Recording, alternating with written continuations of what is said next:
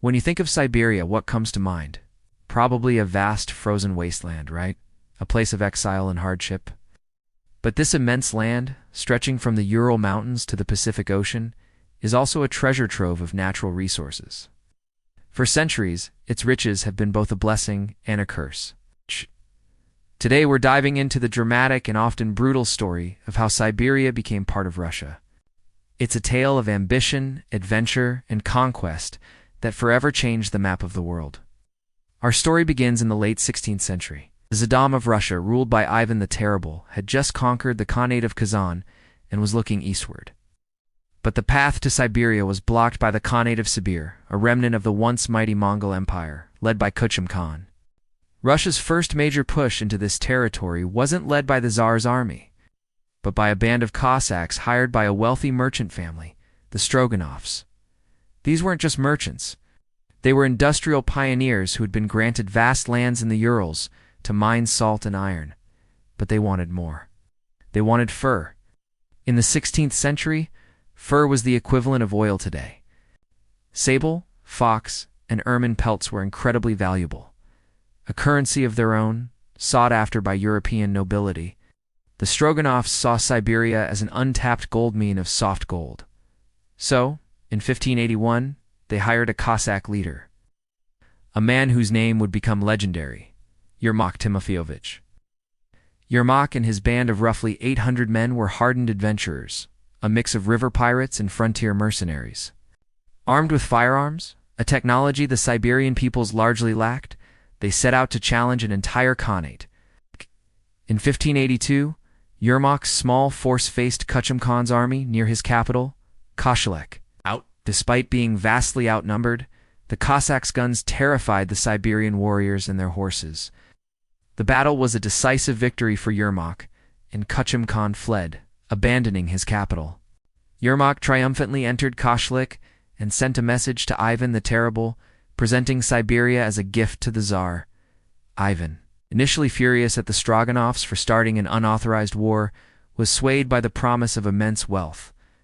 He pardoned Yermak and sent reinforcements. Yermak's conquest, however, was short-lived. A few years later, he was ambushed and drowned in a river, weighed down by the very armor the Tsar had gifted him. But Yermak had opened the floodgates. His expedition proved that Siberia could be taken. In the decades that followed, a relentless wave of Russian expansion swept across the continent.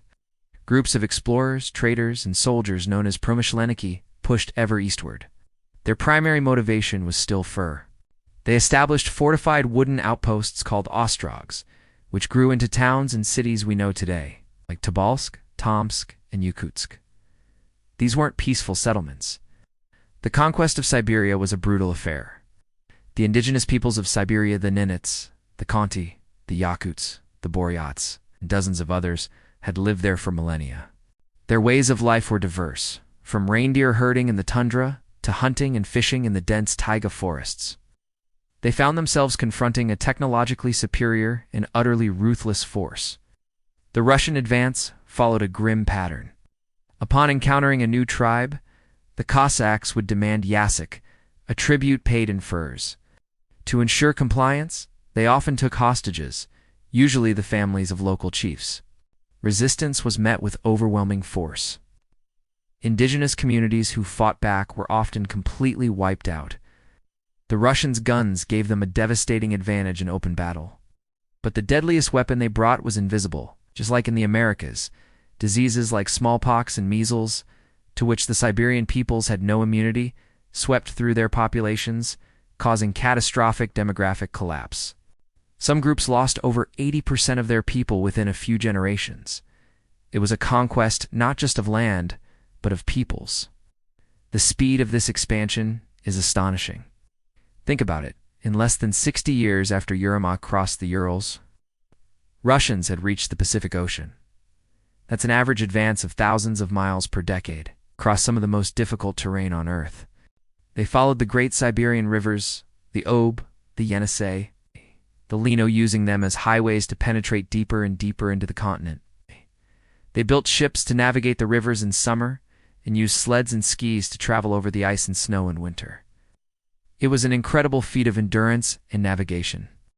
By the mid-17th century, the Russians had reached the Amur River basin in the Far East, bringing them into direct conflict with another powerful empire, Qing China. For several decades, Cossacks and Manchu soldiers skirmished along the Amur. This conflict finally ended in 1689. With the Treaty of Nerchinsk, the first treaty between Russia and China, which established a formal border between the two empires. Russia had secured its claim to the vast majority of Siberia. The conquest transformed Russia. The endless stream of furs filled the Tsar's treasury, funding the state in its military expansion in Europe. Over time, the focus shifted from furs to other resources. Gold and silver were discovered, leading to new rushes of prospectors. Later, the construction of the Trans-Siberian Railway at the end of the 19th century truly integrated Siberia into the Russian state, opening it up for mass settlement by peasants from European Russia and accelerating the exploitation of its immense coal and iron deposits. But this transformation came at a terrible cost to the indigenous peoples. Their lands were taken, their economies destroyed, and their cultures suppressed.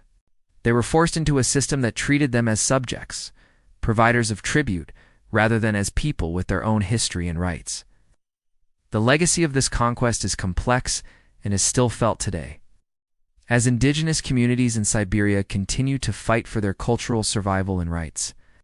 In the face of industrial development and environmental challenges, the story of the conquest of Siberia is a stark reminder of how greed, ambition, and technological advantage can drive empires to expand across continents. It's a story of incredible bravery and resilience on both sides, but also one of profound tragedy. It's the story of how a frozen wilderness became the resource-rich backbone of a global power, a process that shaped the world we live in today. Thank you so much for watching. If you found this journey into history interesting, please hit that like button and subscribe to the channel for more stories like this. Let me know in the comments what piece of history you'd like to see explored next. See you in the next video.